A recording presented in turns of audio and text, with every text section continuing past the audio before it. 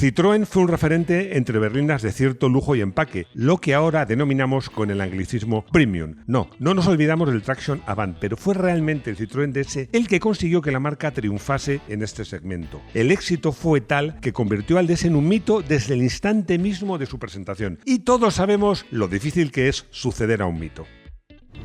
Bienvenidos a Garaje Hermético. Enciérrate con nosotros.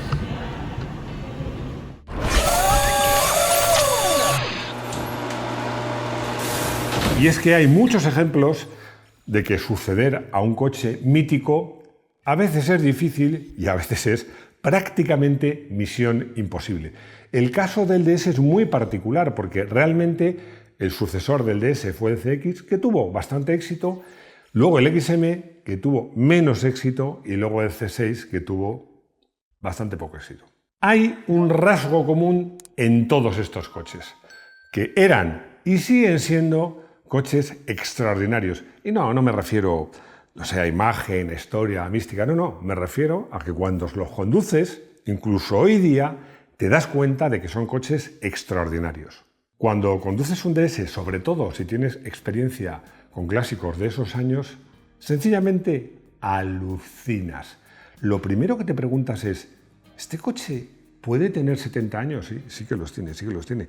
Es que va de maravilla. Con un CX te diría que todavía más, porque en mi opinión un CX en algunos aspectos va mejor que muchas berlinas actuales, por ejemplo en calidad de rodadura. Desde luego en consumo y emisiones o seguridad pasiva no, pero en confort. Es más, os diría que incluso en seguridad activa permite una comparación directa con coches actuales. Y algo parecido sucede en mayor medida, lógicamente, con los XM y C6 más modernos, que son coches que los puedes comparar con los coches actuales. Yo diría, evidentemente hay cosas que son peores, pero hay otras cosas como el confort, por supuesto, la personalidad, en los que estos coches superan a los coches que se están vendiendo ahora mismo. Esta historia de cómo apareció el DS y cómo han aparecido y lo que han significado sus diversos sucesores es una historia que vale la pena. Ya sabéis que me gusta mucho contar historias. Nos vamos a centrar en lo que supusieron, por qué salieron, pero además quiero poner un hincapié en cómo van realmente cuando te pones al volante o vas de pasajero estos coches. DS, el principio de todo. Os decía al comenzar el vídeo que el DS se convirtió en un mito desde el mismo momento de su presentación. No os miento, fijaos. El coche se presentó al gran público el 5 de octubre de 1955, es decir, hace la friolera de 69 años. Voy a decir más, 69 años y 4 días el día que estamos grabando este vídeo. Os doy un dato. En 15 minutos, desde que se abrió el salón, abrió sus puertas, en 15 minutos se recibieron 743 pedidos en firme. ¿Os parece impresionante? Eso no es nada. Es que en las primeras 24 horas se recibieron 12.000 pedidos en firme. Fijaos que los periodistas estaban también entusiasmados, aunque me resulta curioso que desde el primer momento, y sobre todo cuando pudieron probar el coche, los periodistas pusieron un defecto al DS, que ha sido el defecto que le ha acompañado toda la vida, que es un coche tan bueno, con un bastidor tan bueno, que se merecía un motor más que un 4 cilindros. 4 cilindros que, como podéis imaginar, en esas fechas era de 2 válvulas por cilindro y no tenía turbo, porque este coche lo que hubiera merecido es un buen motor V6. Buen motor V6. Ya veréis por qué digo buen. Un coche muy antiguo, aunque no lo parezca. Ya sabéis que en estos vídeos, sobre todo cuando hacemos historias de coches, pongo mucho énfasis en la línea temporal. En este coche, nosotros, todo el mundo, es la realidad, decimos que se adelantó a su tiempo. Y por eso esta línea temporal resulta particularmente interesante. El antecesor del Citroën DS, que como os digo, no me voy a olvidar del Traction Avant, estuvo a la venta entre 1934 y 1957. Es decir, se presentó 21 años antes y se solapó la venta de este coche con el DS durante 2 años. Pero esto no es realmente lo interesante. Comentaba Rodrigo fuera de cámara, claro, que entre medias hubo una guerra. Es que esto también afectó, como ya sabéis, al dos caballos, pero también al DS. Os digo por qué. Porque los trabajos de diseño del DS del diseño me refiero tanto de la parte técnica como de la parte estética, comenzaron en 1937. Es decir, bueno, los ingenieros de Citroën se tomaron su tiempo, como os digo, hubo una guerra de por medio, pero esto pone de relieve lo avanzado que era el coche, porque, como os digo, es que es un coche, en teoría, contando la fecha en que se comenzó a diseñar, más antiguo aún de lo que todos creemos. Hoy no me voy a centrar en comparar el DS con los coches que eran rivales cuando se presentó en ese año de 1955, como era el Renault Fregate, que ya tenía unos años en el mercado, o el Peugeot 403, que era un coche que se presentó, es decir, tiene exactamente la misma edad, aunque no lo parezca, que el DS. Pero no voy a decir nada, simplemente os dejo con unas imágenes que os ha seleccionado Rodrigo para que comparéis estos coches.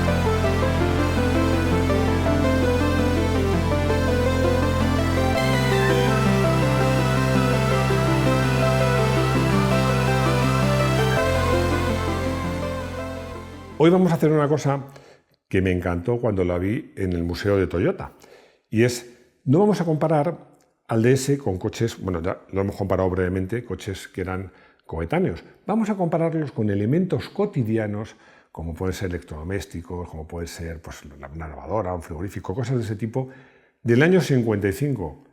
Ya veréis.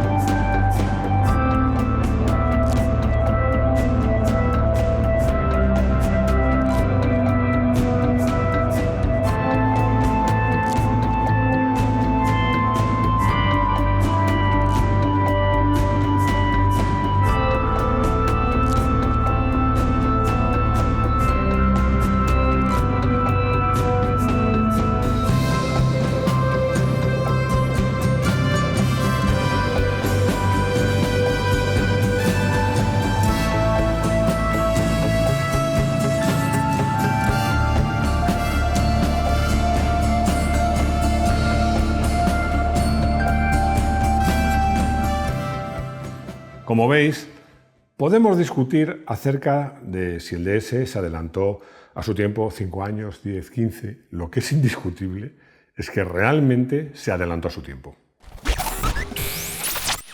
A toda prueba. Uno de esos enamorados del DS fue el mismísimo Charles de Gaulle, el general Charles de Gaulle, como sabéis, presidente de la República Francesa.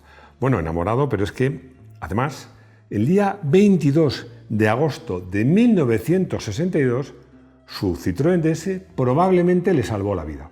Ese día, la organización terrorista denominada OAS, que pretendía la independencia de Argelia, disparó nada menos que 140 balas sobre el coche del presidente.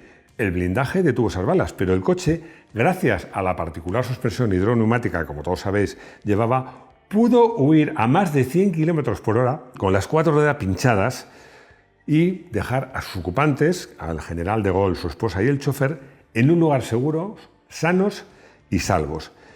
Este no es el origen del mito del DS, pero sin duda reforzó ese mito. DS-23IE, el más potente. El DS, como os digo, nació con un motor relativamente modesto, un 1.9 de 84 caballos, y la versión más potente, ya con un motor de 2.2 litros realmente, bueno, a caballo entre los 2.2 y los 2.3, pero con inyección directa, ya ofrecía 125 caballos. Era la versión 2.3 y generalmente, o casi todos, en el acabado más lujoso que era el Palace. El Palace escrito con 2 L's, ¿no? Bueno, la verdad es que es un coche que no por ser periodista, sino por tener un amigo que tenía uno, lo pude probar. Bueno, no es que lo pude probar, es que me lo dejó una semana entera. Solo os puedo decir 2 cosas, 2 palabras. ¡Qué gozada! Vamos a ser críticos.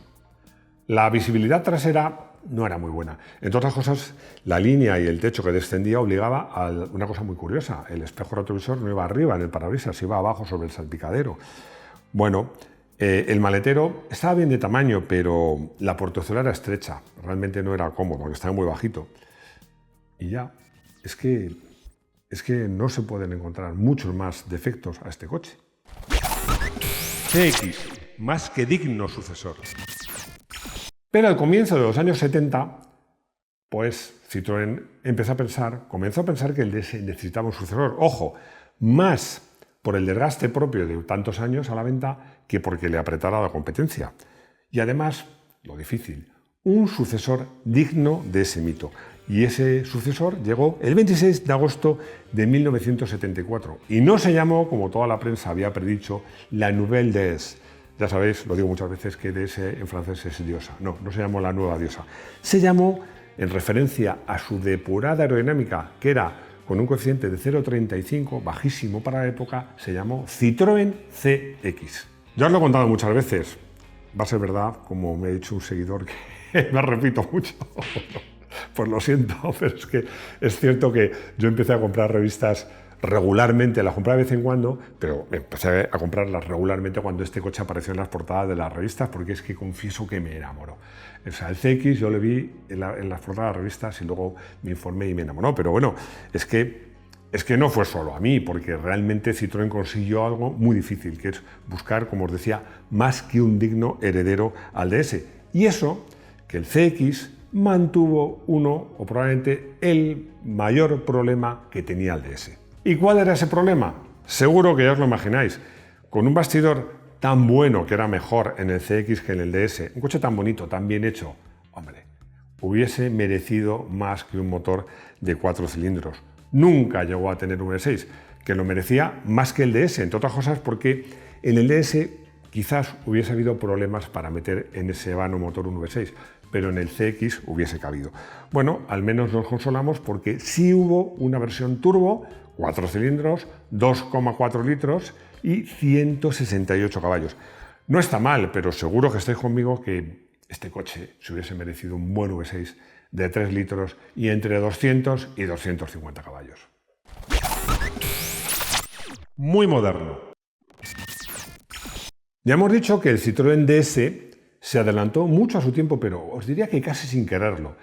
Quisieron diseñar un coche excelso y hicieron un coche muy adelantado a su tiempo. En el caso del CX es distinto, porque ahí sí querían, en este caso voluntariamente, que el CX se percibiera como un coche muy moderno. Esto se notaba a simple vista en la afinada aerodinámica, que era una de sus características. Otra muy particular, la luneta trasera cóncava, que estaba así hundida por el centro. Otras cosas, por ejemplo, en su interior, su instrumentación, una dirección directísima, con solo 2 vueltas y media de lado a lado. Bueno, yo creo que realmente eran más efectistas que efectivos algunas de estas cosas, pero yo creo que todo ello y más cosas colaboraron, aunque realmente el CX consiguiera desde el principio un aura de coche moderno. Este coche ya lo probé siendo profesional, periodista profesional, probador de coches. Probé muchos, yo creo que todas, o creo que todas. Me sorprendieron dos. Una de ellas, la turbodiesel, que era un 2,2 litros y que tenía 120 caballos, pero cundía mucho. Y luego, sobre todo, el GTI. El GTI, que era el que llevaba este motor 2,4 litros, que tenía 168 caballos, que tenía inyección electrónica Bosch L-Jetronic y un turbocompresor que era muy típico en esa época, un T3. Y conseguía esos 168 caballos, que eran muchos, a solo 5.000 revoluciones. Y os preguntaréis, ¿cómo iba este coche? Bueno, como en el DS voy a empezar por lo malo. Era un coche caro, algo más caro que sus rivales en general. Y luego era un coche que gastaba bastante gasolina, curiosamente, a pesar de tener un buen CX. Eso era lo malo. Lo bueno, os diría, todo lo demás, porque ¿cuántos coches actuales, cuántos coches de los que se venden ahora quisieran tener un comportamiento tan seguro y una suspensión tan confortable? El CX, se ha dicho mucho, era un tópico, era como una alfombra mágica. En su larga vida, entre 1974 y 1991, se vendieron más de 1 millón de unidades. XM, revolución más que evolución. Es posible, o a lo mejor es cosa mía, que pese a todo el CX envejeciera más que el DS. O a lo mejor simplemente también es posible que la competencia pues haya espabilado, ¿no? Pero había cosas como esos paragolpes que aunque al principio eran metálicos, luego pasaban a ser de plástico, pero no estaban enrasados, integrados en la línea, y eso desde que se lanzó el R5 era casi obligado, o que los cristales, que también empezó a hacerlo Audi y luego todas las marcas, fuesen enrasados con la carrocería, pues le daban al coche, sí, era una línea moderna, pero como moderno, antiguo, no era un coche, yo creo, es una opinión mía, que envejeció más que el DS. Además, las cosas para Citroën empresarialmente habían cambiado, para mal y para bien. ¿Por qué para mal? Porque en esos años Citroën entró en una crisis que casi le cuesta la desaparición. Casi desaparece Citroën. La buena, que no desapareció porque lo compró Peugeot, el grupo PSA, que era Peugeot SA. Bueno, yo creo que esa compra permitió que Citroën saliese adelante, aunque en mi opinión, esto, sabéis que siempre distingo datos de opinión, esto es una opinión, yo creo que a largo plazo pues le restó a la marca un poco de autonomía. En esos tiempos de crisis, el BX había supuesto un balón de oxígeno para la marca porque tuvo mucho éxito y además un coche muy bien valorado. Así que decidieron que había llegado el momento de buscar un sucesor al CX y arrancaron paralelamente dos proyectos. Uno del propio departamento de la marca. Ojo, cuando digo departamento de la marca, no penséis en Citroën, pensad más bien en el grupo PSA, es decir, en Peugeot. Y otro, visto el éxito de BX, que pues haya puesto en marcha Bertone, que había dejado el proyecto, el jefe de proyecto en este momento de este coche era Marc Deschamps, pero a las órdenes de Marcello Gandini. Por suerte para Citroën, por suerte para la historia y por suerte para los aficionados, la alternativa que triunfó fue la de Bertone. Bien, porque esto es otra opinión. A mí el XM no me parece un coche bonito, me parece un coche precioso. Yo este coche lo había visto en fotos, en espionajes, pero no lo había visto en natural y cuando lo vi, pues me cautivó. Además, me cautivó tanto que me ha dejado huella, porque recuerdo que nada más llegar el coche, lo primero que hicimos, bueno, a mí me enamoró, sobre todo la parte superior del parabrisas, cómo se enrasaba con las puertas. Me pareció un coche modernísimo, precioso, pero es que hicimos una sesión de fotos en una cantera abandonada, que el coche era gris, el fondo de la cantera era de otro gris más clarito, con las suspensiones un poco bajitas. Bueno, es que vi las fotos y es que yo de ese coche me enamoré y yo creo que sigo enamorado. El XM era un coche muy moderno, no solo de diseño, de estética, de planteamiento, no, también de soluciones constructivas.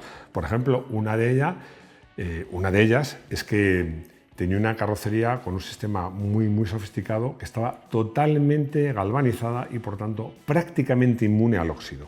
Contaba, cómo no, con la famosa suspensión hidroneumática, pero que en este caso sumaba la suspensión hidroneumática con la gestión electrónica y se llamaba Hidractiva, que era lo mejor de lo mejor. Y por fin, con un motor V6, que en la versión gasolina de 32 válvulas ofrecía 200 caballos. ya era hora. Pero ¿os acordáis que al principio he dicho, este coche se merecía un buen motor V6? Y decía, ¿por qué digo lo de buen motor? Pues porque este motor era el famoso PRV. Lo hemos contado en historias que las marcas no quieren que conozcas, que realmente en las versiones más modernas pues empezaba a ir bien, pero no era un motor redondo, porque, lo cuento muy rápido, era un motor que nació como V8, por tanto con el V a 90 grados, y cuando por temas de crisis económica decidieron quitarle 2 cilindros, lo dejaron en V6, pero a 90 grados. No es buena idea. De este modelo se vendieron cerca de 350.000 unidades. C6. ¿Y si hubiese sido alemán? En este coche voy a comenzar al revés que he comenzado con nosotros. Vamos a empezar a hablar de cifras de producción. Fijaos, el DS se fabricó durante 20 años y se vendieron más de 1,5 millones de unidades. El CX se fabricó durante 17 años y se vendieron 1 millón de unidades. El XM tuvo una vida activa de 11 años y se vendieron unas 350.000 unidades. Y del C6, fabricado entre 2005 y 2012, o sea, 7 años, se vendieron solo 23.284 unidades. Y era un coche extraordinario, aunque hablando con Rodrigo fuera de cámaras me he dado cuenta de que este coche, de todos los que hablo, es el único que no tuvo versión BREAC, porque tanto el DS como el CX como el XM tuvieron versiones BREAC, además muy buenas, muy bonitas y con una enorme capacidad. El C6 no la tuvo. Sí que llevaba la Hidractiva casi la mejor, luego el C5 llevó la Hidractiva 3 Plus, este va la Hidractiva 3, motores V6, gasolina y diésel de hasta 241 caballos y una línea muy bonita para mi gusto, muy inspirada, más inspirada en el CX que en el DS. Para mí era como un CX moderno. El coche era fantástico, iba de maravilla. Pero ¿qué pasaba? Que en esos tiempos un comprador que quería un coche premium lo quería de una marca premium, no generalista, porque la crisis del... Además vamos a hacer un vídeo sobre eso, la desaparición de las berlinas premium de marcas generalistas. Bueno, Citroën fue una de las víctimas. El 6 era un coche extraordinario y, por ejemplo, yo creo que si un C6 o algo parecido lo hubiese construido, por decir algo, Audi o BMW, lo hubiesen despachado. La conclusión sería, ¿y ahora qué? Bueno, escribiendo este guión, pues he hecho 3 o 4 páginas para contaros bien qué va a pasar. No me lo puedo creer. Pues sí, tenía 3 o 4 páginas, pero nos hemos alargado demasiado en este vídeo. Así que, si os apetece la idea, hacemos otro vídeo sobre la sucesión de los sucesores. Me parece buena idea. Esta vez termina Rodrigo el vídeo. Cualquier versión de cualquiera de estos 4 modelos me valdría como coche del día, pero como tengo que elegir una, pues voy a elegir un coche que me impresionó en su momento, que fue el CX GTI con turbo y 168 caballos. Por 2 razones, porque era una máquina para viajar, era rápido, confortable, amplio, silencioso, pero es que además luego te metías en carreteras de curvas que decía, bueno, este coche con lo grande que es, bueno, es sorprendente la agilidad y lo eficaz que podía llegar a ser ese coche. Perico, que me recuerda a Rodrigo, que es habitual de la sección, me hace la pregunta de qué hubiese pasado si a Citroën no la hubiese comprado Peugeot. La respuesta no te la voy a dar ahora, porque es que hemos hecho un vídeo contándolo. Es un vídeo que se llama Citroën dice no a Peugeot. ¿Qué hubiera pasado? Una historia de ficción. Ahí busca el vídeo. Martín me hace una pregunta interesante porque me pregunta, si es verdad que el CX llevó ruedas de medida métrica. Ya sabéis que las ruedas normalmente las medidas son en pulgadas. Bueno, la respuesta es que en estos años Michelin estaba de moda. Bueno, Michelin sigue siendo probablemente el mayor fabricante de neumáticos, sobre todo neumáticos de calidad, pero en esos años estaba en la Fórmula 1 muy potente en muchas competiciones y decidieron hacer una gama que se llamó TRX. Bueno, había varias denominaciones. Una de ellas era TRX, de neumáticos de alta gama, con una novedad, entre ellas que las medidas eran métricas, lo cual obligaba a llantas, como podéis suponer, específicas. Bueno, a mí me encantaban esos neumáticos y además me encantaba que usáramos medidas métricas, no medidas raras como pulgadas. Pero bueno, el hecho es que no triunfó esta iniciativa, pero estos neumáticos, si tienes un coche antiguo con llantas de medida métrica, todavía lo puedes encontrar en la gama Michelin de clásicos. Y llegamos al final del vídeo. Ya sabéis que si queréis que siga hurgando en la herida de esta sucesión, me lo decís y hacemos un vídeo de contando y ahora qué. De todos modos, lo más importante es agradeceros que estéis ahí, vuestros comentarios, vuestros likes, que nos sigáis, que os suscribáis, que os hagáis miembro, que nos ayudáis mucho, y lo más importante, que espero veros aquí, en vuestra cita, de nuevo, en Garaje Hermético. Hasta pronto.